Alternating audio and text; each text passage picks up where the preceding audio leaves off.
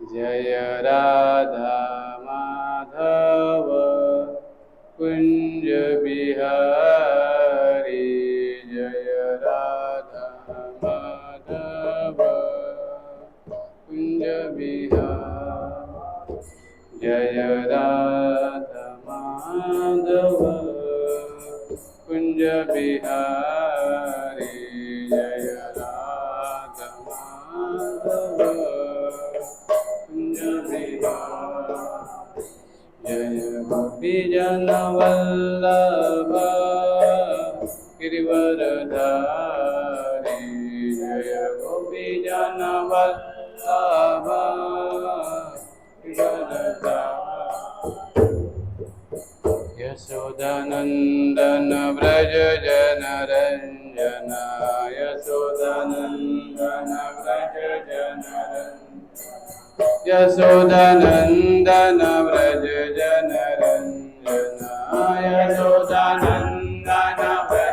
जनरंजन। यशोदानंदन व्रज जनरंजन। यशोदानंदन व्रज जनरंजन।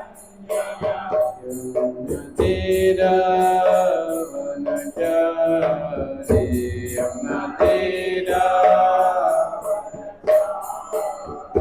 यमुना तेरा वनचारी। यमुना तेरा वनचारी। जय राधा माधव कुंज बिहारी। जय राधा माधव कुंज बिहारी। हरे कृष्णा कृष्णा कृष्णा हरे हरे। हरे राम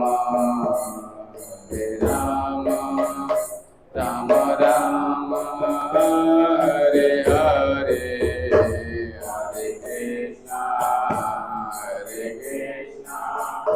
कृष्णा कृष्णा हरे हरे।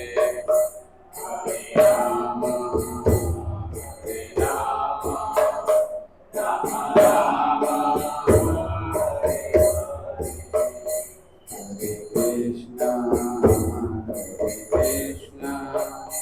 कृष्णा कृष्णा हरे हरे। हरे राम राम राम हरे हरे। हरे कृष्णा कृष्णा कृष्णा हरे हरे। हरे राम राम राम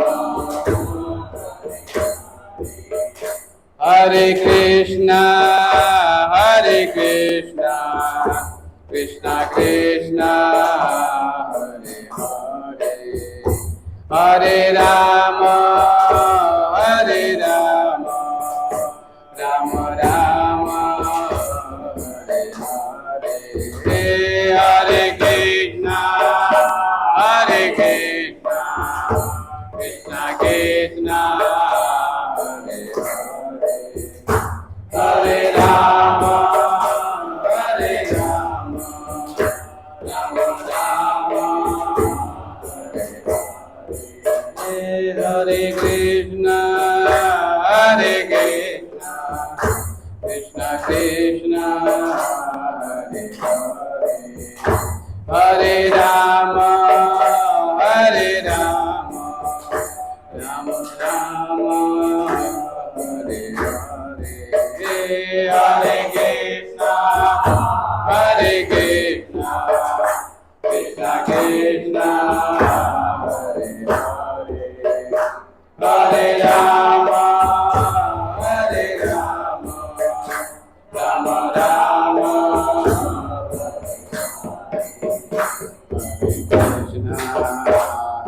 कृष्णा कृष्णा कृष्णा हरे हरे। हरे Ram Ram Ram Hare Hare.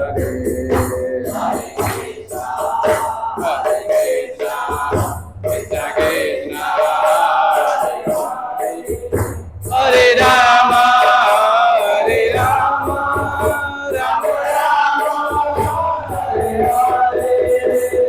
Hare Krishna Krishna Krishna Hare Hare Hare Ram Ram Hare Hare Hare Krishna Krishna Krishna Hare Hare Hare Ram Hare Krishna Krishna Krishna Hare Hare Hare Ram Ram Hare Hare Hare Krishna Krishna Krishna Hare Hare Hare Ram Hare Krishna Krishna Krishna Hare Hare Hare Ram Hare Ram Hare Hare Hare Krishna Krishna Krishna Hare Hare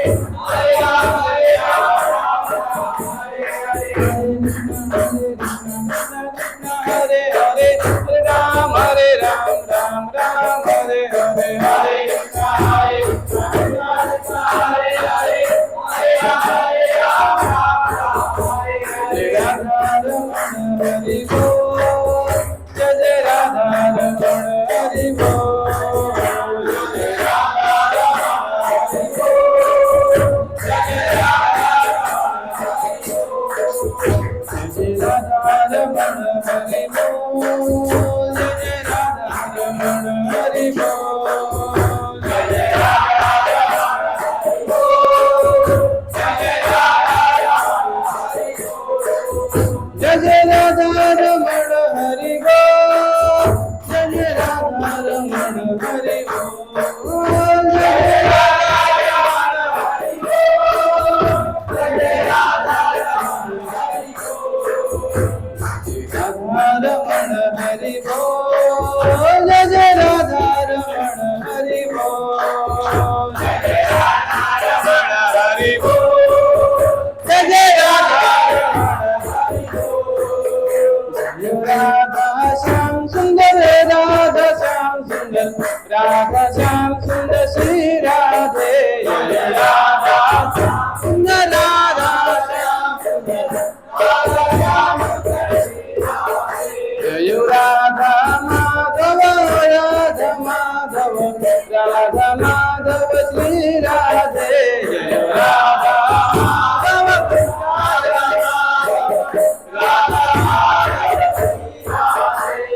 Radha Madan Mohan Radha Madan Mohan Radha Madan Mohan Shri Radhe Radha Radha Madan Mohan Radha Madan Mohan Jayo Jagannath Jayo Jagannath Jai Jagannath Swami Jayo Jagannath Jayo Jagannath Jayo Jagannath Jayo Jagannath Swami Jayo Jagannath Jayo Jagannath Jai Jagannath Swami Jayo Jagannath Jayo Jagannath Jayo Jagannath Jayo Jagannath Swami Jayo Jagannath Jayo Jagannath Jai Jagannath Swami Jayo Jagannath Jayo Jagannath Jayo Jagannath Jayo Jagannath Swami Jagannath Swami Nayana Patagami Baba Tumhe Jagannath Swami Nayana Patagami Baba Tumhe Jayo Baladev Jayo Subhadra Jai Baladev Jayo Subhadra Jayo Baladev Jayo Subhadra Jayo Baladev Jayo Gauranitai Gauranitai Gauranitai Jayo Gauranitai Jayo Gauranitai Gauranitai Gauranitai Jayo Jayo Prabhupada Prabhupada Prabhupada Jayo Srila Prabhupada Jayo Prabhupada Prabhupada Prabhupada Jayo Srila Prabhupada हरिनाम संकीर्तन की जगत गुरु प्रभुपाद की हिताय गौर प्रेमानंदे हरे कृष्णा। सभी का स्वागत है इस 15 मंदिर में।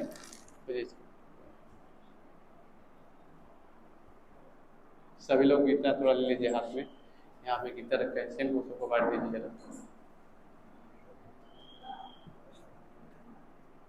नीचे देखिए क्या बनाए, खिचड़ी बनाए, क्या बनाए वहाँ देख लीजिए एक बार। हाँ सब ले लीजिए, बाकी समोसा पैक करा ली सब, और थोड़ा पाव। हाँ समोसा भी और दोनों।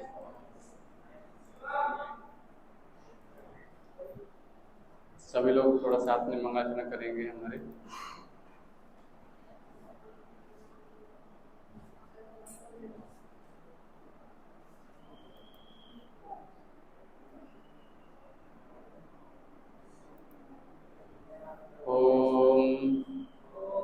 अज्ञान तिमिरान्धस्य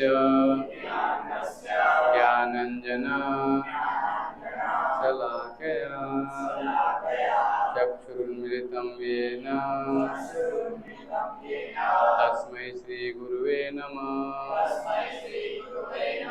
श्रीचैतन्यमनोभीष्टं स्थापितं येन भूतले स्वयं रूप कदा मह्यं ददाति स्वपदान्तिकं। वन्देऽहं श्रीगुरो श्रीयुतपदकमलं श्रीगुरून् वैष्णवांश्च श्रीरूपं साग्रजातं सहगण रघुनाथान्वितं तं सजीवं साद्वैतं सावधूतं परिजनसहितं कृष्ण चैतन्यदेवं श्रीराधा कृष्ण पादान् सहगण ललिता श्री विशाखान्वितांश्च। हे कृष्ण करुणा सिंधो दीनबंधो जगत्पते गोपेश गोपिका कांत राधा कांतो नमस्तुते। तप्त कांचन गौरंगी राधे वृंदावनेश्वरी वृषभानुसुते देवी प्रणमामि हरिप्रिये। वाञ्छाकल्पतरुभ्यश्च कृपा सिन्धुभ्यैव च पतितानां पावनेभ्यो वैष्णवेभ्यो नमो नमः। श्री कृष्ण चैतन्य प्रभु नित्यानंद श्री अद्वैत गदाधर श्रीवासादि गौर भक्तवृंद। हरे कृष्णा कृष्णा कृष्णा हरे हरे हरे राम राम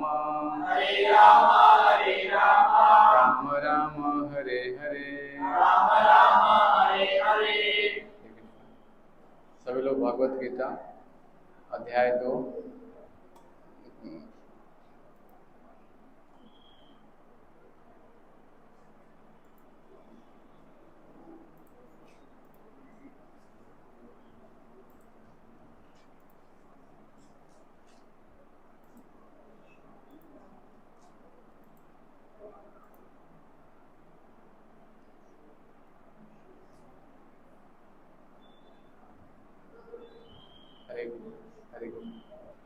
थोड़ा आगे आ जाइए, सब लोग थोड़ा आगे आ जाइए।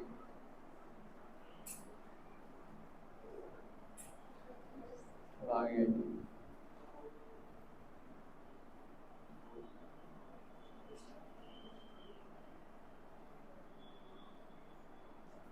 तो पिछले क्लास में हमने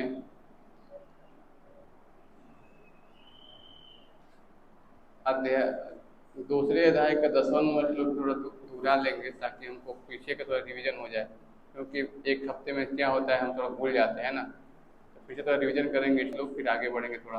अध्याय 2 श्लोक संख्या 10।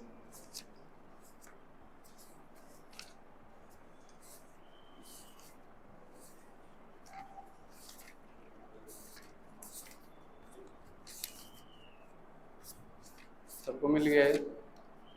मेरे पीछे बोलेंगे। तमुवाच ऋषिकेश प्रहन्नसीव भारत सेनयोरुभयो मध्ये विसंतन्तिमिदं वच। हे भरतवंशी बोले, धृतराष्ट्र, उस समय दोनों सेनाओं के मध्य शोकमग्न अर्जुन से कृष्ण ने मानो हंसते हुए ये शब्द कहे।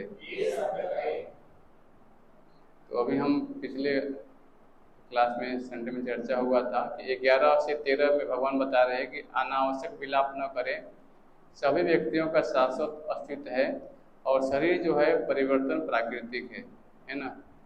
फिर अभी 14 से 15 में पढ़ेंगे क्षणिक जो द्वंद्व को कैसे सहन करें और समता मुक्ति के लिए पात्रता क्या है। 11 से 30 नंबर श्लोक में चर्चा होगा ज्ञान, सांख्य और शरीर और आत्मा का विश्लेषण और पदार्थ आत्मा के बारे में अंतर भगवान बताते हैं यहाँ पे। तो 12 नंबर श्लोक पढ़ेंगे। श्री भगवान उवाच असोच्यस्यानचोत्सस्त्वं प्रज्ञावादंस भाषसे गतासु न गताशोचं नानुशोचन्ति पंडिता। श्री भगवानुवाच असोच्यस्यानचोत्सस्त्वं प्रज्ञावादांस भाषसे गतासु न गताशोचं नानुशोचन्ति पंडिता। कोई माइक दे दीजिए, पढ़िए जरा हिंदी। इसको आता हिंदी आता है आपको? हिंदी आता है पढ़ने? पढ़िए पढ़िए माता जी पढ़िए। हाँ अनुवाद। श्री भगवान उवाच। अनुवाद पढ़िए। श्री भगवान ने कहा, तुम पंडित क्या भोजन करते हुए उनके लिए शोक कर रहे हो जो शोक करने योग्य नहीं है। जो विद्वान होते हैं वे न तो जीवित के लिए न ही मृत के लिए शोक करते हैं। ठीक है, मेरे पीछे एक बार सब लोग बोलेंगे। श्री भगवान ने कहा, तुम पांडित्य पूर्ण वचन कहते हुए उनके लिए शोक कर रहे हो जो शोक करने योग्य नहीं है। जो विद्वान होते हैं वे न तो जीवित के लिए न ही मृत के लिए शोक करते हैं। तो पिछले हमने जो चर्चा किया था इसमें देखते हैं कि अर्जुन जो है अपने बोलने सगे संबंधियों के बारे में ज़्यादा आसक्त हैं। तो भगवान बोलते हैं कि यहाँ पे जो विद्वान होते हैं वे तो जीवित के लिए नहीं मृत के लिए शोक करते हैं, है ना। इसका तात्पर्य बहुत अच्छा है, थोड़ा साथ में एक बार पढ़िए बताइए तो तात्पर्य इसका। भगवान ने कहा, तत्काल गुरु का पद संभाला और अपने शिष्य को अप्रत्यक्ष मुझ कर डाला। उन्होंने कहा, तुम विद्वान की तरह बातें करते हो, किंतु तुम यह नहीं जानते कि जो विद्वान होते हैं अर्थात जो यह जानता है कि शरीर तथा आत्मा क्या है, वह किसी भी अवस्था में शरीर के लिए चाहे वह जीवित हो या मृत शोक नहीं करता। अगले अध्यायों से यह स्पष्ट हो जाएगा कि ज्ञान का अर्थ पदार्थ तथा आत्मा एवं इन दोनों के नियामक को जानना है। अर्जुन का तर्क था कि राजनीति या समाज नीति की अपेक्षा धर्म को अधिक महत्व मिलना चाहिए, किंतु उसे यह ज्ञान न था कि पदार्थ आत्मा तथा परमेश्वर का ज्ञान धार्मिक सूत्रों से भी अधिक महत्वपूर्ण है। और चूंकि उसमें इस ज्ञान का अभाव था, अतः उसे विद्वान नहीं बनना चाहिए।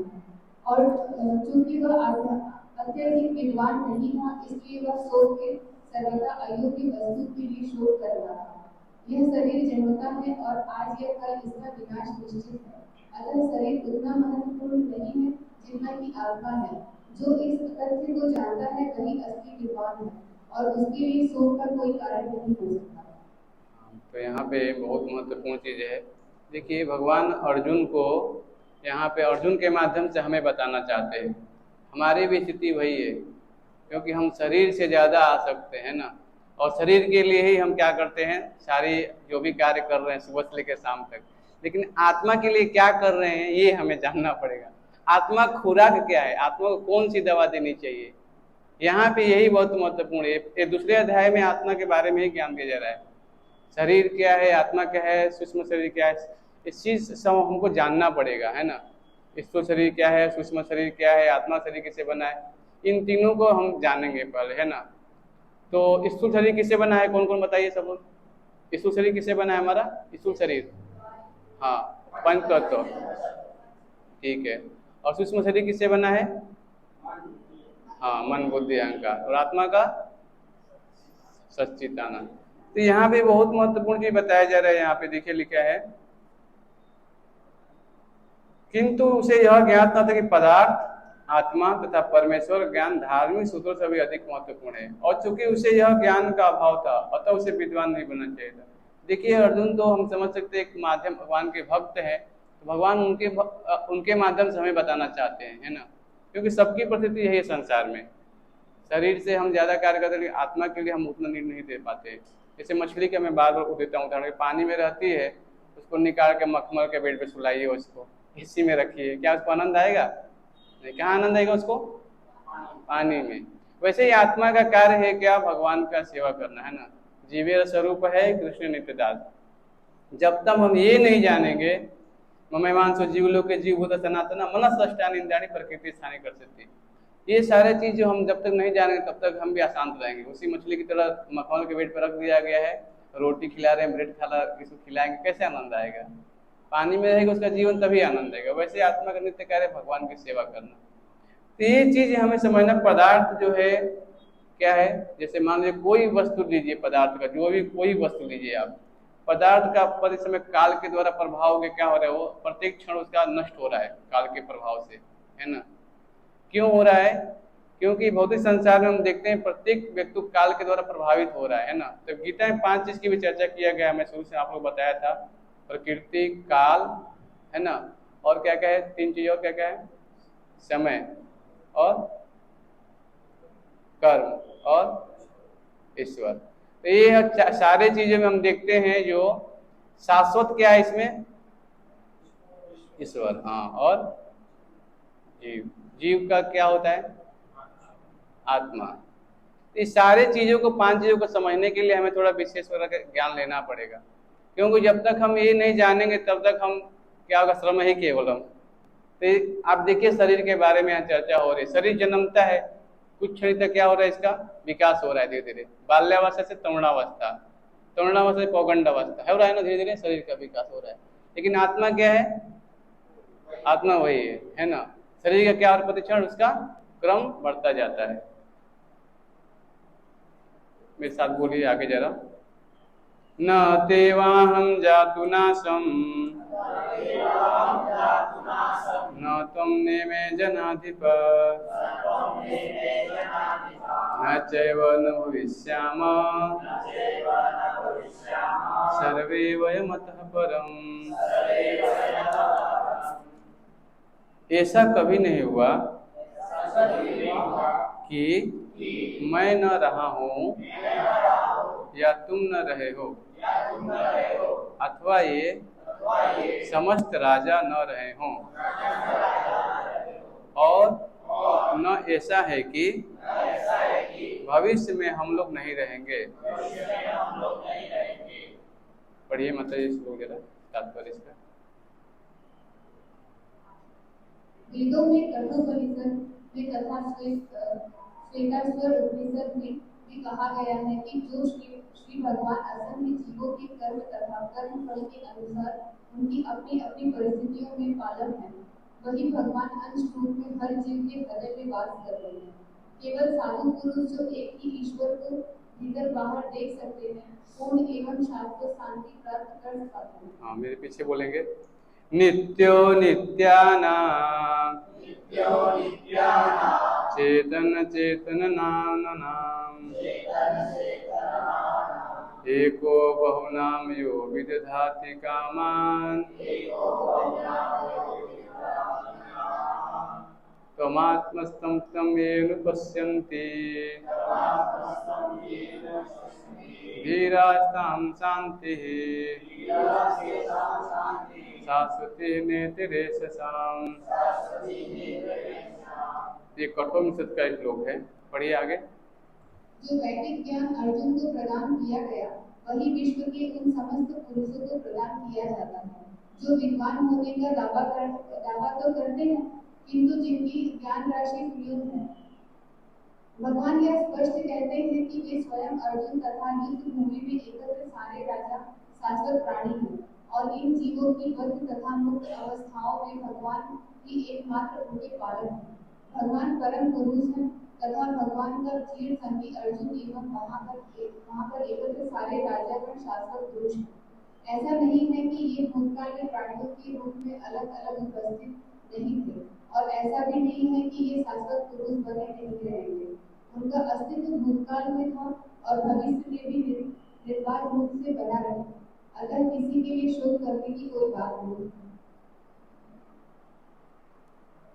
तो इस संसार में देखते हैं भय, शोक, हर्ष और आरती, चार चीजें हैं। भय लगा रहता है पूरे संसार में सभी लोग, आगे क्या होगा, अभी क्या होगा। शोक, आज हमारे पास ये व्यक्ति है, कुछ छूट जाता है, फिर शोक विलाप करने लगते हैं, है ना, विषाद होता है हमें, है ना, हर्ष, शोक। और देखते हैं कि और एक चीज आता है हमारे जीवन में, आरती। अभी हमारे पास ये वस्तु नहीं, कैसे उसको प्राप्त करना है उसके लिए हम प्रयास करते हैं। तो ये मन के साथ क्या हो रहा है, हर समय हमेशा ये भावनाएं आती रहती हैं। लेकिन हम देखते हैं मन है वो भी क्या है, मन से बड़ा क्या है, कौन बताएगा? मन से बड़ा क्या है? हाँ बोलिए बोलिए, सही है। हाँ प्रभु जी बुद्धि। हरे कृष्णा कृष्णा कृष्णा हरे हरे, हरे राम राम राम हरे। एक फिगर है यहाँ पे, ध्यान पूर्वक देखिए जरा, आप लोग गीता में बनाए हैं, प्रभुपाद ने बहुत अच्छा बनवाया है। ये खोलिए जरा, ये वाला रथ वाला दिख रहा है आप लोगों को? चलिए पढ़ता हूँ, मेरे पीछे बोलिए। प्रत्येक व्यक्ति इस भौतिक शरीर रूपी रथ पर आरूढ़ है और बुद्धि इसका सारथी है। मन लगाम है तथा इंद्रियां घोड़े हैं। इस प्रकार मन तथा इंद्रियों की संगति से यह आत्मा सुख या दुख का भोगता है। कोई ये बताना चाहेगा ये फिगर में क्या बता रहे हैं? प्रभुपाद जी बनवाए हैं, तो इस फिगर में क्या क्या चीज आप लोगों को मालूम चल रहा है, कौन बताएगा? कोई एक्सप्लेनेशन करना चाहता है इसका? इसमें देखिए 5 घोड़े हैं, है ना, ध्यान पूर्वक देखिए, है ना। तो 5 घोड़े हैं, इसको तुलना किया गया 5 इंद्रियों से, ठीक है। एक बताया गया है घोड़ा आंख से बनाया गया है ना, ठीक है। और दूसरा क्या बताया गया है? नाक बताया गया। फिर कान है, और क्या है? आंख, कान, नाक, जिह्वा, त्वचा और त्वचा। ये 5 हमारे क्या हैं? इंद्रियां हैं। तो ये यहाँ पे आ जाइए, थोड़ा आगे आ जाइए, सब थोड़ा यहाँ आगे। तो हम देखते हैं कि इंद्रियां हैं हमारी, है ना। अब ये 5 घोड़े हैं, और मान लीजिए कि अलग अलग दिशाओं में भागेंगे, तो क्या जो रथ पे बैठा है वो शांति से बैठ पाएगा क्या? हमेशा क्या होगा? गिरने की संभावना रहेगी, है कि नहीं, क्योंकि घोड़े अलग अलग दिशाएं में भाग रहे हैं। तो उसके लिए क्या बनाया है? लगाम बनाया है। लगाम क्या है? लगाम की तुलना किससे गई है? मन से। कस के बोलिए थोड़ा आप लोग, मन से। हाँ ठीक है। और यहाँ पे उसका जो जो लगाम को पकड़ा है वो कौन है? हाँ बुद्धि। बहुत अच्छा, अभी समझ में आ रहा है आप लोगों को। और बैठा कौन है रथ पे? हाँ, तो ये शरीर की तुलना की जा रही है। हमारे आंख, कान, नाक, जीभ, त्वचा, ये हमारी इंद्रियां हैं। अगर ये इंद्रियां अलग अलग दिशाओं में भागेंगी तो स्वाभाविक ही मन चंचल हो जाएगा। आज मन कहेगा कि जाना है थिएटर में फिल्म देखने 5 बजे, तो जाएंगे, फिर क्लास में नहीं आ पाएंगे आप, क्योंकि मन आपके बस में नहीं है। अगर बुद्धि कृष्ण भावना भावित रहेगी तो नहीं, आप जो काट देंगे तुरंत। आध्यात्मिक बुद्धि रहेगी तो आप उसे काट देंगे, क्योंकि नहीं, क्योंकि उसे आत्मा कल्याण होने वाला नहीं है। जैसे थिएटर में लाइट बंद होगा, 6 बजे निकलेंगे तो मुंह नीचे करके आना पड़ेगा। बाहर की दुनिया कुछ और दिखाई देगी, अंदर कुछ और दिखाया जाता है ना। क्योंकि क्या है, ये भौतिक संसार अंधकार में है, दिखाता कुछ और है, होता कुछ और है। तो आत्मा कल्याण वहां पे होने वाला नहीं है। अब एक और बात देखना पड़ेगा, जो मन है इसको क्या करना पड़ेगा? ढीला छोड़ेंगे तो क्या हो जाएगा? घोड़े अलग अलग भागेंगे, फिर हमारे मन में आएगा नहीं। तो बुद्धि क्या करना पड़ेगा? कस के टाइट करना पड़ेगा, जो चालक है उसको कस के पकड़ना पड़ेगा। और जो आत्मा है तभी वो शांति से बैठ सकता है ना।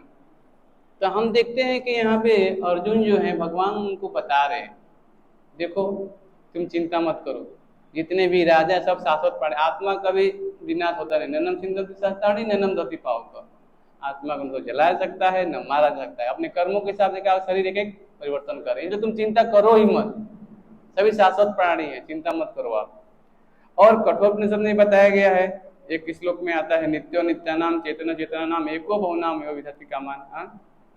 ये बताया जाता है कि यहाँ पे कि जो वैदिक ज्ञान अर्जुन को प्रदान किया गया वही विश्व के उन समस्त पुरुषों को प्रदान किया जाता है। तो यहाँ पे ऐसा नहीं केवल अर्जुन को ज्ञान प्रदान किया, नहीं, ये सारे विश्व के लोगों के लिए ज्ञान है, केवल अर्जुन के लिए नहीं है। जो उनको भगवान ने ज्ञान, वही गीता हमारे हाथ में, वही हमको ही भगवान बताना चाहते हैं। और क्या बता रहे हैं यहाँ पे? कौन समझ सकता है, इसका योग्यता यहाँ बताया जा रहा है। समझने के लिए योग्यता, योग्यता क्या है? योग्यता यही है, श्रवण करना, सुनना। जो व्यक्ति कथा सुनने में रुचि रखता है, पहले श्रवण करने की पहली योग्यता ये श्रवण करना, क्योंकि भक्त जब तक सुनेगा नहीं तब तक उसका परिवर्तन होने वाला नहीं है। इसलिए हम देखते हैं कि कहीं भी हम जाते हैं धाम में तो श्रवण का बहुत महत्वपूर्ण योगदान रहता है। केवल जाते हैं धाम में, अगर चले आते हैं घूम के तो क्या होता है, श्रम ही केवलम।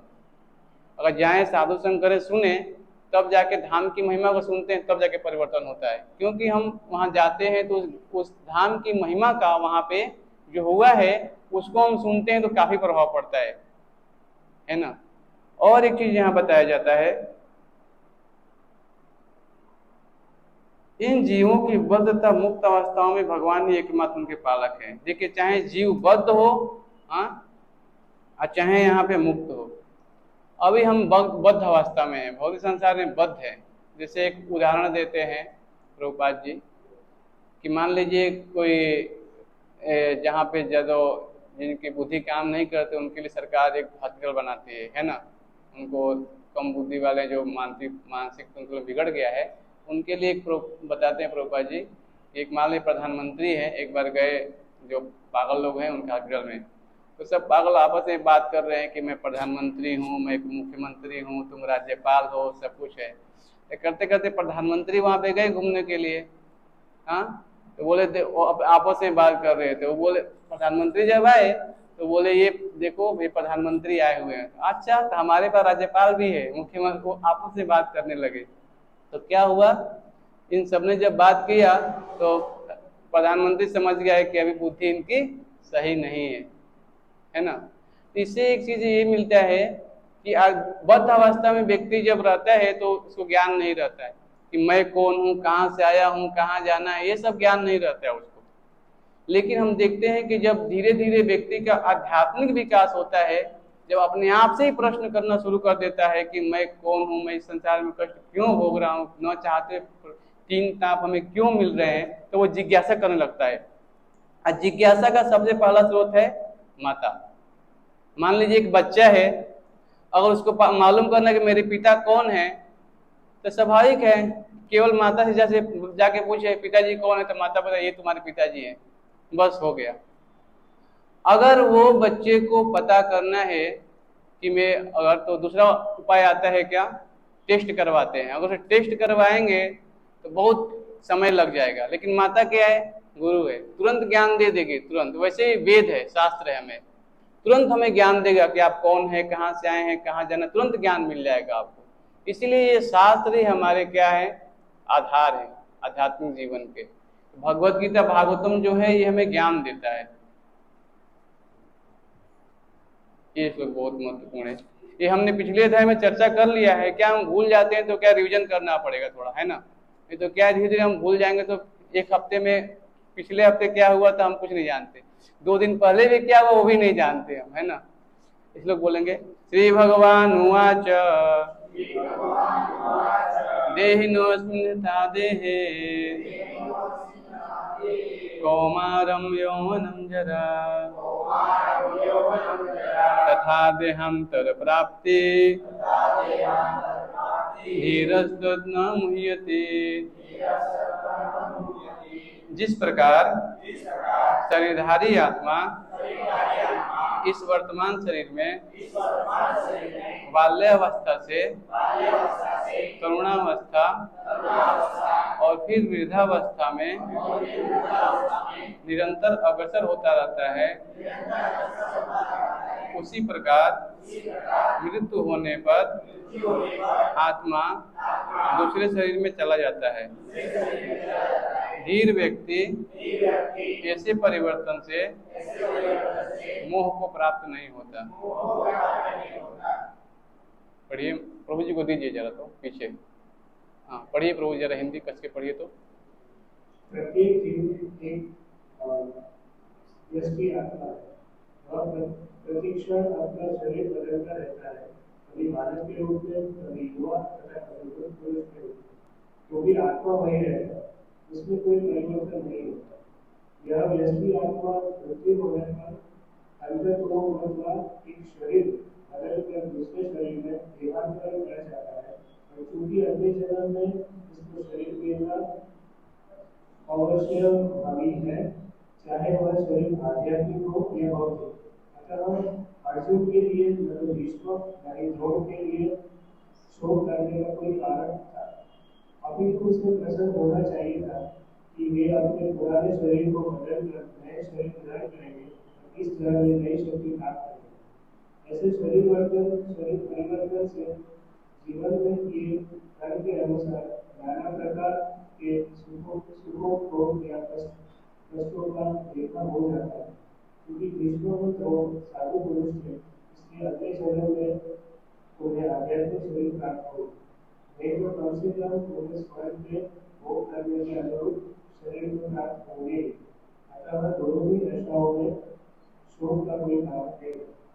हाँ, तो बहुत महत्वपूर्ण चीज है कि देहिनो सिद्धाते हैं, शरीरधारी जो आत्मा है बताया जा रहा है शरीर में, ये बाल्यावस्था से तरुणावस्था में तक हमारे क्या हो रहा है, परिवर्तन हो रहा है ना कई। हाँ, और एक चीज बहुत महत्वपूर्ण है, जो धीर व्यक्ति होता है इससे परिवर्तन नहीं होता है। आप सबको अनुभव होता होगा कि नया जब कपड़ा सिलाते हैं, पहनते हैं तो बहुत आनंद आता है नया कपड़ा पहनने में। शरीर जीर्ण हो जाता है, फिर नया शरीर मिलता है।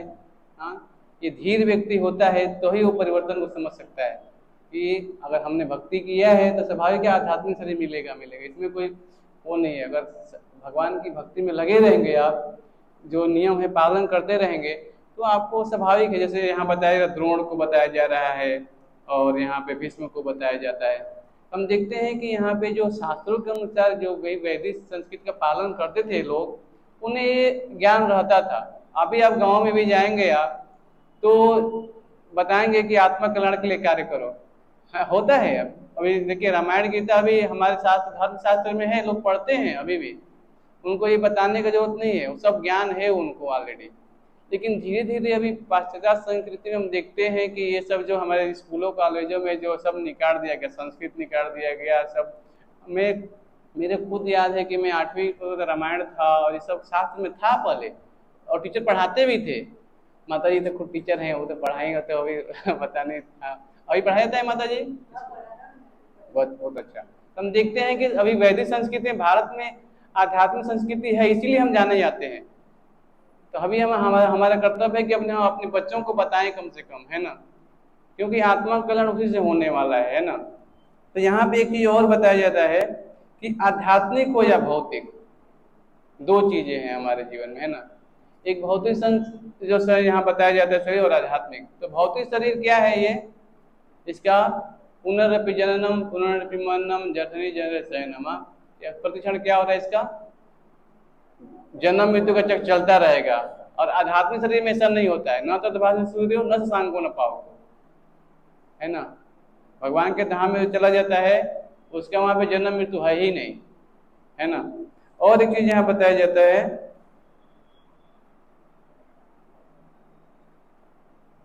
कि नाना प्रकार के सुखों भोग से कष्टों का लेखा जोखा कर्मों के अनुसार, जैसा हम कर्म करते हैं हमारे कर्मों के अनुसार ये क्या होता है, लेखा जोखा होता रहता है हमारा। प्रत्येक क्षण हम जो भी सेवा में लगे होते हैं हर एक चीज का लेखा जोखा हो रहा है संसार में यहाँ पे, है ना। तो स्वाभाविक है कि जो व्यक्ति भक्ति में लगा हो रहेगा उनका धीरे धीरे आध्यात्मिक प्रगति होगा ही होगा, है ना। आगे का मैं थोड़ा बुक में पढ़ता हूँ। जिस मनुष्य को व्यष्टि आत्मा परमात्मा तथा भौतिक और आध्यात्मिक प्रकृति का पूर्ण ज्ञान होता है वह धीर कहलाता है। तो धीर व्यक्ति का यहाँ परिभाषा दिया गया। धीर व्यक्ति कौन है, धीर व्यक्ति कौन है, जिसको आत्मा के बारे में ज्ञान है, परमात्मा और भौतिक और आध्यात्मिक प्रकृति का पूर्ण ज्ञान होता है। यहाँ बताया जाता है क्या, सर्वस्य चाहम हृदय सन्निविष्टो मत्त स्मृति ज्ञान होने। प्रत्येक जो भगवान क्या है, परमात्मा रूप स्थित है, उससे स्मृति आ रही, विस्मृति हो रही है, जिसे ये ज्ञान है ना। आत्मा किससे बना है, सचित आनंद से बना है। और भौतिक एक परा प्रकृति अपरा प्रकृति, परा प्रकृति भगवान के धाम के बारे में और अपरा प्रकृति भौतिक संसार के बारे में। और यहाँ पे जिसका पूर्ण ज्ञान है, सब मालूम है, वो कौन, धीर व्यक्ति है। ऐसे मनुष्य कभी भी भौतिक शरीर से परिवर्तन से कभी ठगा नहीं जाता है, वो कभी ठगा नहीं जाता। चाहे किसी भी शरीर में चला जाए आत्मा ज्ञान रहेगा। जैसे राजा रघुगढ़ का आप लोग को पिछले क्लास में मैंने बताया था स्टोरी, है ना, कि हिरण के शरीर में भी चले गए फिर भी उन्हें याद था। देखिए वो क्या हुआ, शरीर परिवर्तन से कभी ठगे नहीं गए, क्योंकि भक्ति किया था उन्होंने, है ना। आत्मा के एकात्मवाद या मायावादी सिद्धांत मान नहीं हो सकता, क्योंकि आत्मा के इस प्रकार विखंडन से परमेश्वर विखंडनीय या परिवर्तनशील हो जाएगा, जो परमात्मा के अपरिवर्तन होने के सिद्धांत के विरुद्ध होगा। गीता में पुष्टि हुई है कि परमात्मा खंडों का शाश्वत सनातन अस्तित्व है, जिन्हें क्षर कहा जाता है, अर्थात उनमें भौतिक प्रकृति गिरने की प्रवृत्ति होती है। ये भिन्न अंश खंड नित्य भिन्न रहते हैं, यहाँ तक कि मुक्ति के बाद भी व्यष्टि आत्मा जैसे का तैसे भिन्न बना रहता है, किंतु एक बार मुक्त होने पर वह श्री भगवान के साथ सच्चिदानंद रूप में रहता है। परमात्मा का प्रतिबिंबवाद का सिद्धांत विविध किया जा सकता है, जो प्रत्येक शरीर में विद्यमान रहता है, वह व्यष्टि जीव से भिन्न होता है। जब आकाश का प्रतिबिंब जल में पड़ता है तो प्रतिबिंब में सूर्य, चंद्र, तारे सब कुछ रहते हैं। तारों की तुलना जीवों से की गई है और सूर्य चंद्र की परमेश्वर से की जाती है। तो मैंने बताया था क्लास में कि जो हम देखते हैं सूर्य है, चंद्रमा है, जब जल में प्रतीत होता है तो हम देखते हैं कि हिलता हुआ नजर आता है, वो पानी में देखते हैं ना, लेकिन वो सूर्य चंद्र में एक ही जगह पहले तो स्थित होते हैं। और तारे की जो तुलना जो जीवों से की जाती है, हम सब जीव हैं संसार में, उसकी तुलना जीव से की जा रही है। और परमेश्वर के यहाँ पे सूर्य और चंद्र की से की जा रही है। व्यष्टि अंश आत्मा को अर्जुन के रूप में और परमात्मा श्री भगवान के रूप में प्रदर्शित किया जाता है। जैसा कि चतुर्थ अध्याय के प्रारंभ में स्पष्ट है, वे एक ही स्तर पर नहीं होते। यदि अर्जुन कृष्ण के समान स्तर पर हो और कृष्ण अर्जुन से श्रेष्ठ न हो तो उनमें उपदेशक तथा उपदृष्टि का संबंध अर्थहीन होगा। यदि वे दोनों माया द्वारा मोहित होते तो एक को उपदेशक तथा दूसरे को उपदिष्ट होने की कोई आवश्यकता नहीं है। ऐसा उपदेशक व्यर्थ होगा, क्योंकि माया के चंगुल में रहकर कोई प्रामाणिक उपदेशक नहीं बन सकता। ऐसी परिस्थितियों में यह मान लिया जाता है कि भगवान कृष्ण परमेश्वर है, जो पद में माया द्वारा विकसित अर्जुन रूपी जीवों से श्रेष्ठ हैं। तो यहाँ पे बहुत महत्वपूर्ण चीज है, माया के जो बताया जा रहा है कि भगवान कभी इसके आते नहीं है ना। मया दक्षिण प्रकृति स्वीते सचराचरम, भगवान बोलते हैं जो प्रकृति है मेरी अध्यक्षता में कार्य करती है। सोचिए, जैसे एक उदाहरण देते हैं कि हम माला पहनते हैं ना गले में, इसके अंदर क्या है, धागा है, इसमें क्या हुआ है, ये टिका हुआ है माला। अगर धागा निकल जाएगा तो माला क्या होगा, अलग अलग निकल जाएगा। तो भगवान बोलते हैं मया दक्षिण प्रकृति स्वीते सचराचरम, उनकी रचना प्रकृति कार्य कर रही है।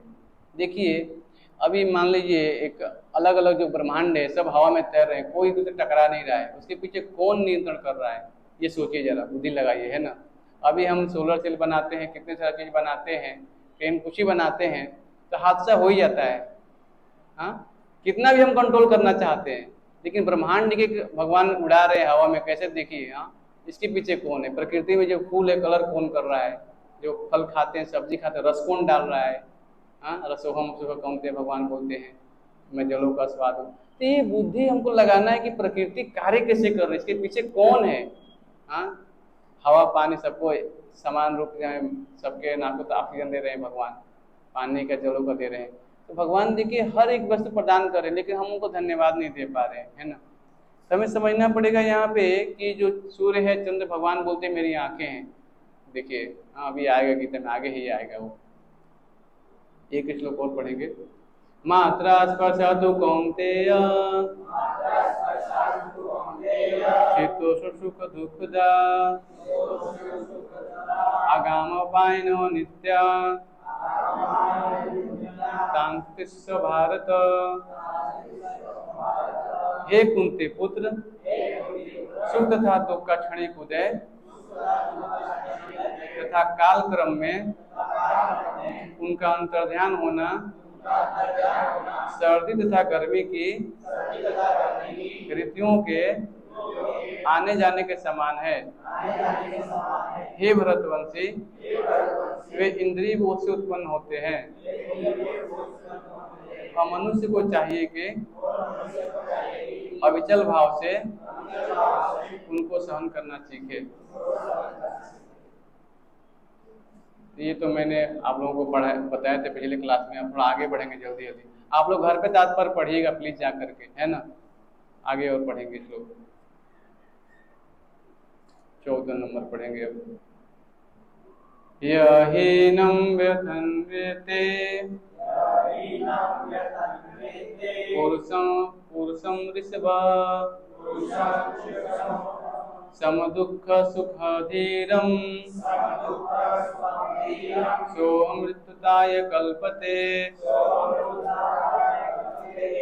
हाँ माता जी दीजिए, पढ़ लीजिए, माइक ले लीजिए। तो माइक जल्दी पढ़िए थोड़ा। तो हे कुरुश्रेष्ठ अर्जुन, जो पुरुष सुख तथा दुख में विचलित नहीं होता और इन दोनों में समभाव रखता है, वह निश्चित रूप से मुक्ति की योग्य। पढ़िए जरा इसको तात्पर्य थोड़ा। जो व्यक्ति आत्म साक्षात्कार की उच्च अवस्था प्राप्त करने के लिए दृढ़ प्रतिज्ञ है और सुख तथा दुख के प्रकारों को समभाव से सह सकता है, वह निश्चय ही मुक्ति की योग्य है। वर्णाश्रम धर्म में चौथी अवस्था अर्थात संन्यास आश्रम कष्टासाध्य अवस्था है, किंतु जो अपने जीवन को सचमुच पूर्ण बनाना चाहता है, वह समस्त कठिनाइयों के होते हुए भी संन्यास आश्रम अवश्य ग्रहण करता है। ये कठिनाइयां पारिवारिक संबंध विच्छेद करने तथा पत्नी और संतान से संबंध तोड़ने के कारण उत्पन्न होती है, किंतु यदि कोई इन कठिनाइयों को सह लेता है तो उसके आत्म साक्षात्कार का खिचड़ी है वहाँ पे निष्कर्ष हो जाता है। अच्छा है, ठीक है, नीचे रख के मैं आता हूँ।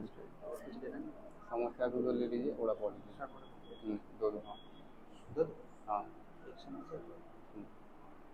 तो यहाँ पे बहुत महत्वपूर्ण चीज है, जो व्यक्ति आत्म सत्कार की उच्च अवस्था को प्राप्त करने के लिए प्रतिज्ञ है और सुख दुख के प्रहारों को संभाव रखता है, वह निश्चित ही मुक्ति के योग्य है। तो भक्ति करते करते धीरे धीरे ये अवस्था में प्राप्त होती है, क्योंकि जितना भक्ति करेंगे उतना सहन शक्ति आपका बढ़ता जाएगा। आपके जीवन में जो भी सुख दुख आएगा धीरे धीरे आपको सहन कर सकते हैं आप, है ना। 17 नंबर पढ़ेंगे। अविनाशी तो तद्विद्धि। अच्छा एक श्लोक है 16 नंबर भाग, हाँ 16 नंबर पढ़ना है। नासतो विद्यते भावो ना भावो विद्यते सत उभयोरोपि दृष्टवन्तः सस्तम तत्वदर्शिभिः। हाँ पढ़िए जरा इसका।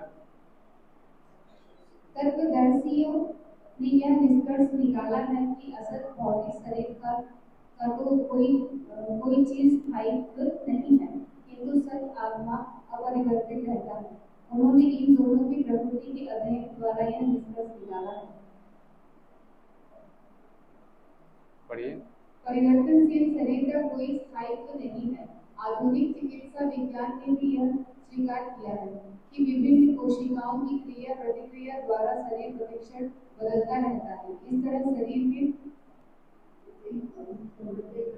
वृद्धि तथा वृद्धावस्था आती रहती है, किंतु शरीर तथा मन में निरंतर परिवर्तन होने पर भी आत्मा स्थायी रहती है। यही पदार्थ तथा आत्मा का अंतर है। बस, तो बहुत महत्वपूर्ण चीज है यहाँ पे कि असत यानी भौतिक शरीर, यहाँ पे चर्चा हो रही है ना, इसका है चिरस्थायी नहीं है और सत आत्मा का अपरिवर्तित रहता है। इन्हीं में कोई दोनों प्रकृति का अध्ययन किया है या निष्कर्ष निकाला है। तो यहाँ पे एक चीज महत्वपूर्ण है कि परिवर्तन शरीर कोई स्थायित्व नहीं है। आधुनिक चिकित्सा विज्ञान ने भी स्वीकार किया है कि विभिन्न कोशिकाओं की क्रिया प्रतिक्रिया द्वारा शरीर प्रतिक्षण बदलता रहता है।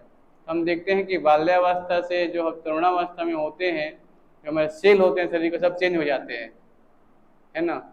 और एक चीज हम देखते हैं, वैज्ञानिकों ने भी देखते हैं कि शरीर जो है जब बदलता रहता है तो देखते हैं कि जो हमारी स्किन है धीरे धीरे ये भी क्या होते हैं, झुर्रियाँ पड़ने लगती है धीरे धीरे, देखिएगा, है ना। जैसे वृद्धावस्था आती है सब क्या होता है, झुर्रियाँ पड़ने लगती है। अब बालक रहते हैं तो क्या होता है, स्किन हमारी शक्ति सब कुछ दिखाई देती है ना, जैसे शक्ति रहती है शरीर में। वृद्धावस्था में शक्ति क्षीण हो जाती है। लेकिन एक चीज महत्वपूर्ण है यहाँ पे कि जो आत्मा है, उसका सचित आनंद से बना है, जो चेतना है वो हमेशा रहती है शरीर में। जैसे कोई व्यक्ति सब शरीर छोड़ता है तो शरीर से जब आत्मा निकल जाता है तुरंत शरीर काला पड़ जाता है ना, और शरीर से दुर्गंध भी आने लगती है। वो बोलते हैं बाहर निकल, हटाओ यहाँ से, इसको ले जाओ। अभी से प्रेम रहता है। हम देखते हैं कि शरीर तो वहीं पड़ा रहता है लेकिन आत्मा निकल जाता है ना। तो हमें समझना पड़ेगा कि आत्मा में कितनी शक्ति है, पहले ये जानना है। अभी आएगा आगे कि बाल अग्र से केस आगे, जैसे 1000 जो हमारे केस है, एक बाल के 100 हजारों भाग को एक टुकड़े करिए, इसका 100वां भाग लीजिए, तो उससे भी क्षुद्र है। लेकिन देखिए कितना उसमें शक्ति है ना। चेतनामय है, चेतना शरीर में क्या करता है, प्रकाश करता है हृदय में।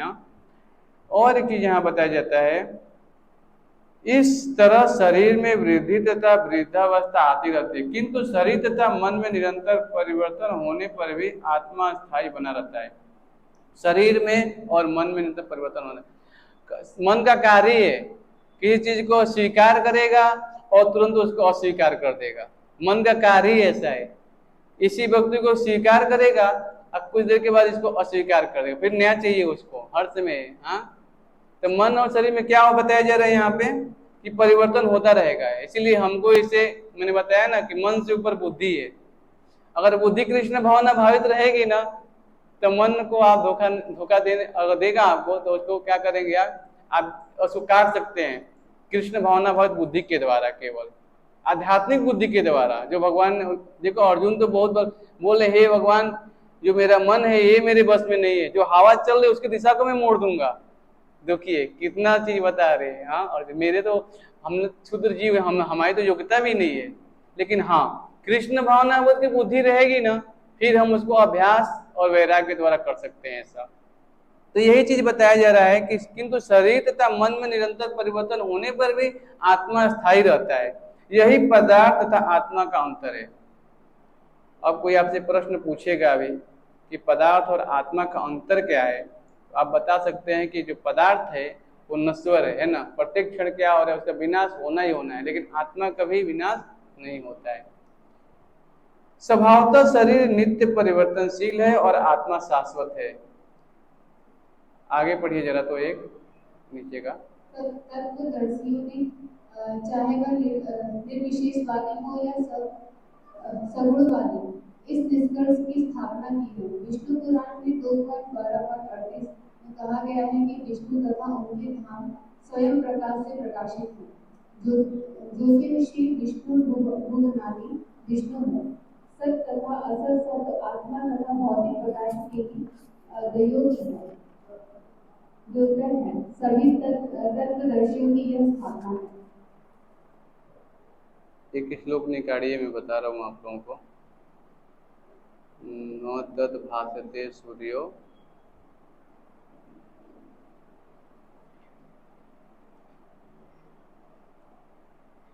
अध्याय 15 का 6 नंबर श्लोक। अध्याय 15 श्लोक संख्या 6।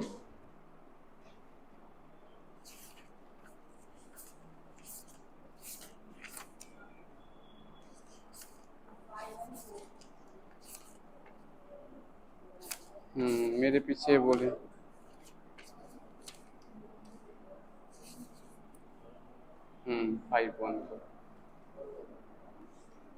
न तद्भासते सूर्यो न शशांको न पावक यद्गत्वा न निवर्तन्ते तद्धामं परमं मम। वह मेरा परम धाम न तो सूर्य या चंद्र के द्वारा प्रकाशित होता है और न अग्नि या बिजली से। जो लोग वहां पहुंच जाते हैं वे इस भौतिक जगत में फिर से लौट कर नहीं आते। तो ये संसार है, भौतिक संसार बता रहे भगवान, इसमें लौट के नहीं आते हैं। यहाँ पर आध्यात्मिक जगत अर्थात भगवान कृष्ण के धाम का वर्णन हुआ है। इसे कृष्ण लोक या गोलोक वृंदावन कहा जाता है। चिन्मय आकाश में न तो सूर्य प्रकाश की आवश्यकता होती है न चंद्र प्रकाश अथवा अग्नि या बिजली की, क्योंकि सारे लोग स्वयं प्रकाशित हैं। इस ब्रह्मांड में केवल एक लोक में सूर्य ऐसा है जो स्वयं प्रकाशित है, लेकिन आध्यात्मिक आकाश में सभी लोग स्वयं प्रकाशित हैं। उन समस्त लोकों में जिन्हें वैकुंठ कहा जाता है, चमचमाते तेज से चमकीला आकाश बनता है, जिसे ब्रह्म ज्योति कहते हैं। वस्तुतः उस तेज कृष्ण लोक गोलोक वृंदावन से निकलता है। इस तेज का एक अंश महत्त्व अर्थात भौतिक जगत से आच्छादित रहता है। इसके अतिरिक्त ज्योतिर्मय आकाश का अधिकांश भाग तो आध्यात्मिक लोकों से पूर्ण है, जिन्हें वैकुंठ कहा जाता है और जिनमें से गोलोक वृंदावन प्रमुख है। अच्छा, एक चीज बताइए, जो सूर्य है और वो सोचे कि मेरे को अंधकार का दर्शन हो जाए, उसके भाग्य में लिखा है क्या? बताइए, क्यों नहीं लिखा है? हाँ, जहां भी सूर्य जाएगा स्वयं क्या हाँ प्रकाश हो जाएगा वहां पे। उसके भाग्य में लिखा ही नहीं गया है कि उसका अंधकार का दर्शन हो।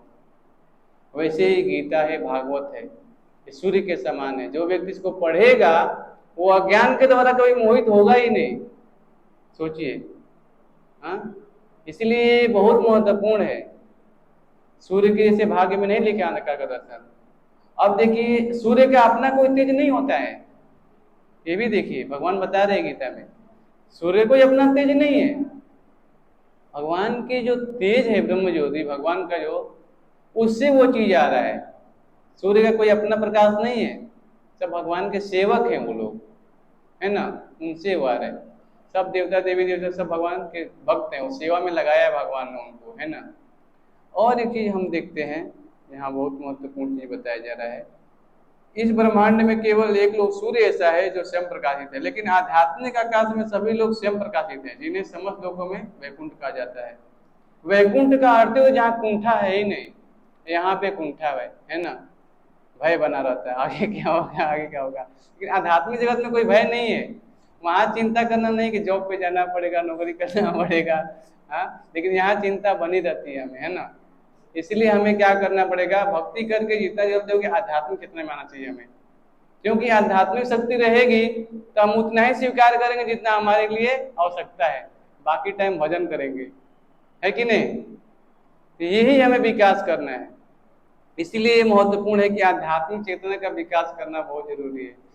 अभी अगर हम विकास नहीं करेंगे तो बुढ़ापे में बहुत कष्ट आने वाला है, देखिए, क्योंकि बुढ़ापे में आप ना सही से बैठ पाएंगे, ना भगवान का नाम ले पाएंगे, घुटने में दर्द होगा, पैर में दर्द होगा, हमारी अग्नि मंद पड़ जाएगी, ना सही से पाचन क्रिया हो पाएगी, सब कुछ व्यस्त होने वाला है। इसीलिए आध्यात्मिक चेतना में तुरंत आ जाना है अभी भक्ति करके, है ना।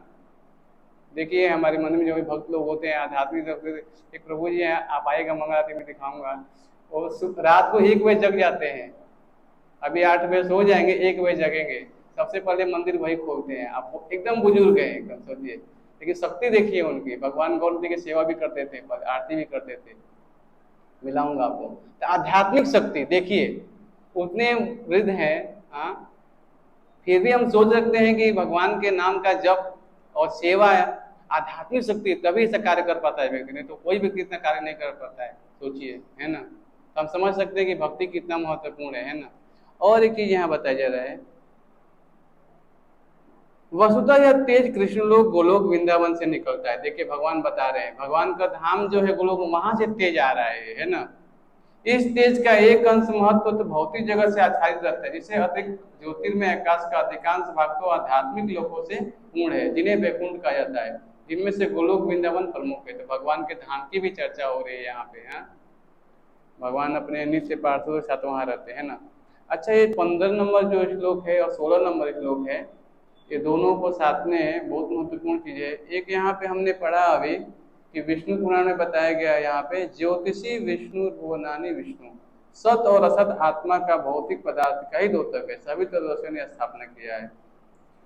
और निर्विशेषवादी सगुणवादी हैं, हम देखते हैं, हाँ, शून्यवादी, ये तीनों चीज की हम चर्चा करेंगे। तो लोग भगवान के रूप का स्वीकार नहीं करते हैं, है ना।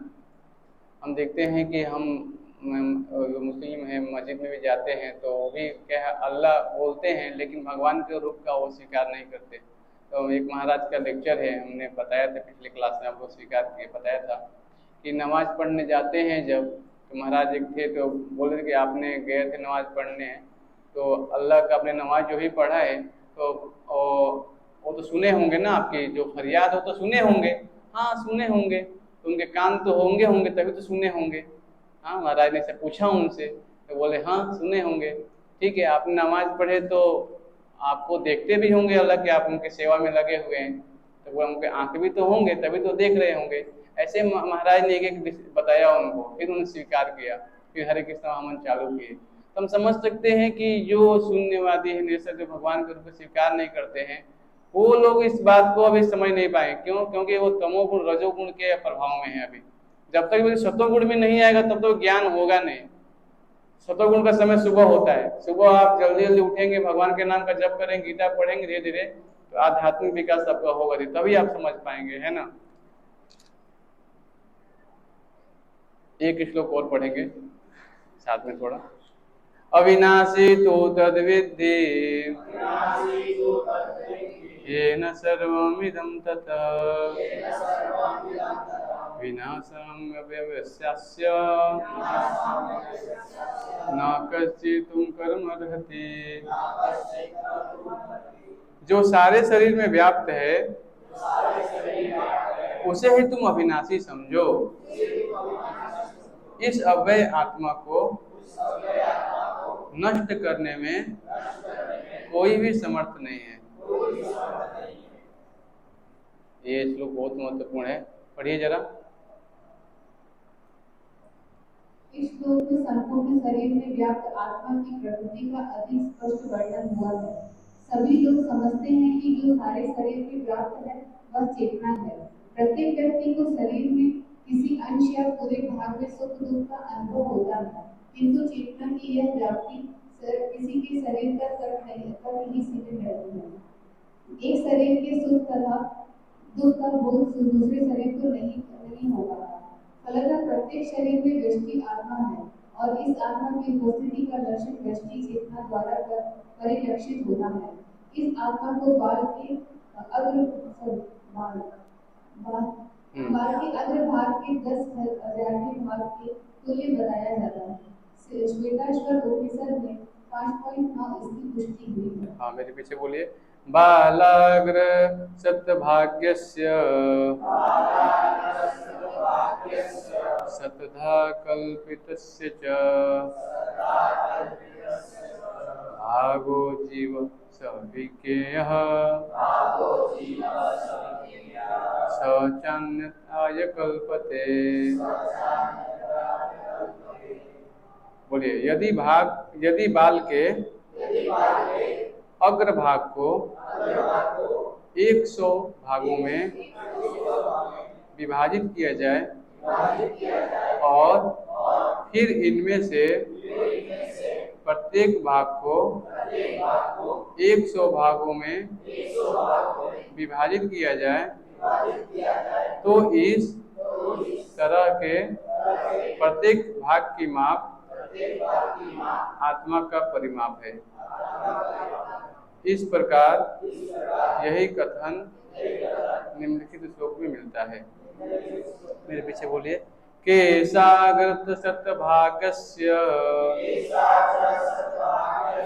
शतांशः सादृशसात्मकः जीवः सूक्ष्म स्वरूपोऽयं संख्यातो हि चित्कणः। आत्मा के परमाणुओं के अनंत कण हैं जो माप में बाल के अगले भाग नोक के 10,000वें भाग के बराबर है।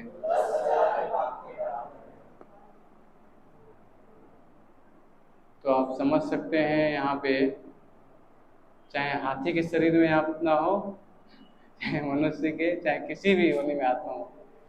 देखिए हम देखते हैं कि शक्ति कितना है, देखिए आत्मा का, है ना।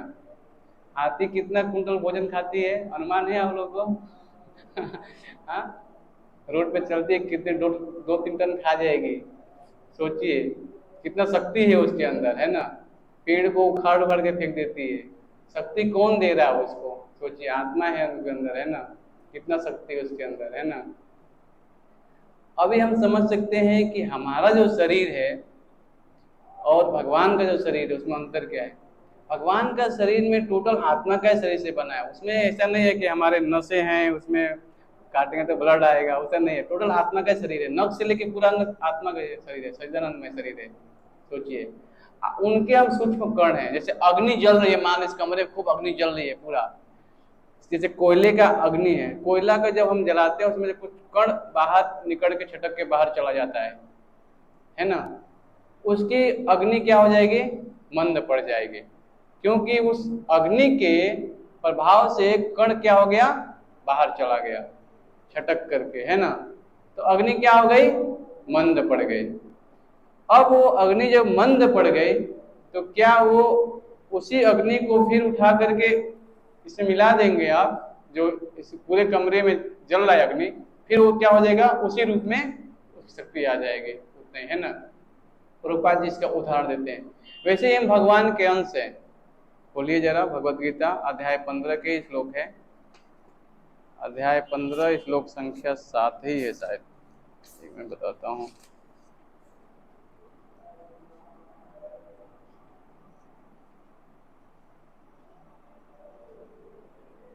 हाँ, 15:7, अध्याय 15:7 श्लोक संख्या 7। देखिए पुरुषोत्तम योग नाम से श्लोक ये पढ़ा जाता है, बहुत अच्छा है। और रोज अगर पाठ करते हैं आप इसको, श्लोक के गीता के, तो बहुत अच्छा है आपके आध्यात्मिक विकास के लिए। अध्याय 15 श्लोक नंबर 7, 20 श्लोक है इसमें, बहुत महत्वपूर्ण है। बोलिए, ममैवांसो जीवलोके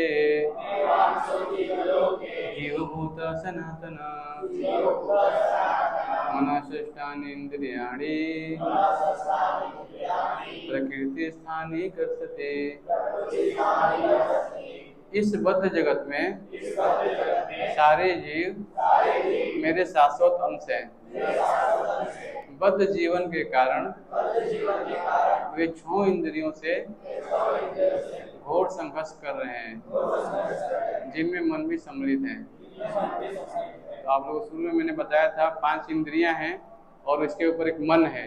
मन क्या है? हमें बता रहा है यहाँ जाना है, वहाँ जाना है, घोर संघर्ष कर रहे हैं संसार में। लेकिन बद्ध जो अंश है वो शाश्वत आत्मा है, भगवान बोलते मेरा अंश है।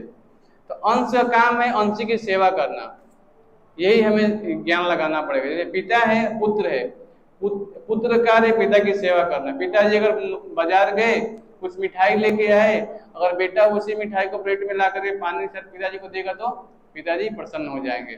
ठीक वैसे ही हमारा कार्य संसार में, जो ही प्रकृति हमें दे रही है, अगर इस वस्तु को भगवान की सेवा में लगा देते हैं तो क्या होता है, पिताजी प्रसन्न हो जाते हैं। यही बात यहाँ बताया जाता है, चाहे हम किसी भी योनि में शरीर में चले जाते हैं, अगर आत्मा का हमें ज्ञान रहेगा केवल, तो हम शरीर परिवर्तन कभी ठगे नहीं जाएंगे, है ना।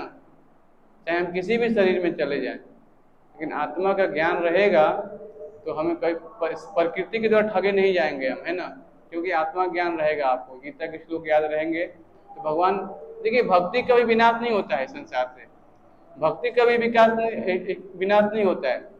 आप जितना ही भक्ति किए होंगे ना, उतना अकाउंट में आपके रहेगा, ये आत्मा के साथ जाएगा, बाकी कुछ संसार से जाने वाला नहीं है। आप कितना ही धन संगति जो भी रहे, कुछ जाने वाला नहीं है ना। ठीक है, कोई, तो हम समझ सकते हैं ये शरीर जो है क्या है, ये परिवर्तनशील है, आत्मा कोई परिवर्तन नहीं होता है।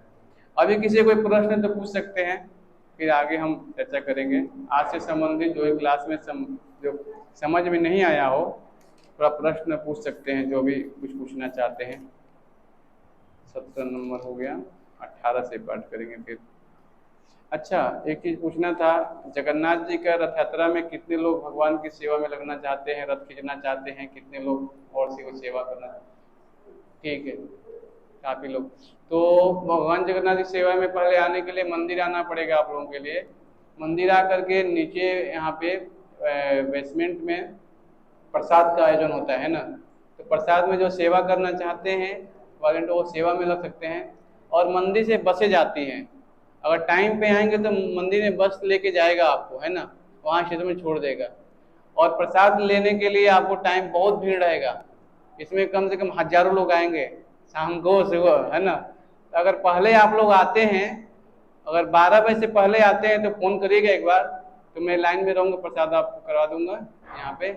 और आपको रथ में बैठाने के लिए यहाँ पे पासिंग रहेगा, तो बस आते वही एंट्री करता है बस, बाकी आप जाएंगे तो पुलिस ट्रैफिक रहेगा, आपको जाने नहीं देंगे वहाँ पे जल्दी, है ना, रथ के पास। तो सेवा में जुड़ना चाहते हैं तो थोड़ा जल्दी आना पड़ेगा आपको, और प्रसाद लेकर के वहाँ पे जा सकते हैं आप लोग, है ना। हाँ, 12 बजे से पहले आना पड़ेगा थोड़ा, ठीक है। सब लोगों के पास सेंटिंग बैग है, माला है, ठीक है, एक माला का थोड़ा जप कर लेते हैं थोड़ा। हाँ हाँ, बोलिए। मतलब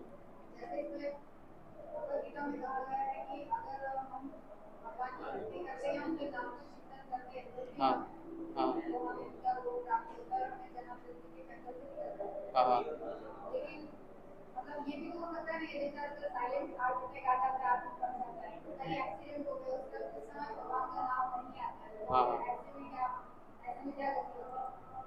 हाँ, तो भगवत गीता में ही भगवान बताते हैं, आता है श्लोक। अगर आप भगवान को याद नहीं करोगे तो भगवान आपको याद करेंगे, उसकी चिंता मत करिए आप, है ना। ऐसा बहुत सारे इंसिडेंट हुआ है हमारे मंदिर में, भक्तों के साथ बहुत सारा हुआ है।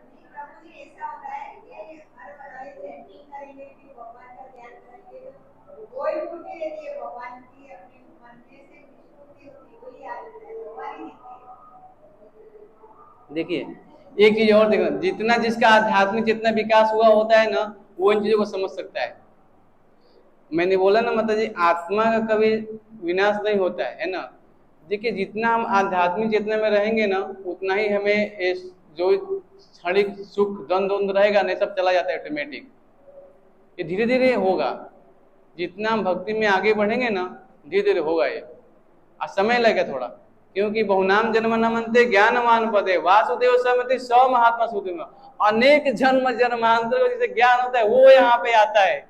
बड़ौदा में कितने लोग है, कितना आबादी होगी प्रभु बताइए आप, बड़ौदा की आबादी क्या है अब बताइए। हाँ,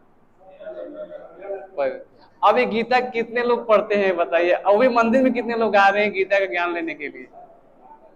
हाँ, तो ये थोड़ा है, थोड़ा समय लगेगा इसमें। इसीलिए मान लीजिए कोई रूट भी जाता है, लेकिन ये जो है ना भगवान का, देखिए इस भगवान बोलते हैं स्मृति और विस्मृति उन्हीं से आ रही है। भगवत गीता अध्याय 15 का 15 में श्लोक है, स्मृति उन्हीं से आती है। तो स्मृति प्रदान करेंगे, क्योंकि प्रत्येक जीव के हृदय में है भगवान, आत्मा को स्मृति विस्मृति वही देंगे। तो भगवान क्या करते हैं, स्मृति देंगे कि जिससे हम किसी वैश्य के घर में या उच्च कुल में जहाँ भक्त हैं उनके घर में जन्म, कम से कम इतना तो होगा, इतना तो होगा। अगर पिछले जन्म में उन्हें भक्ति किया था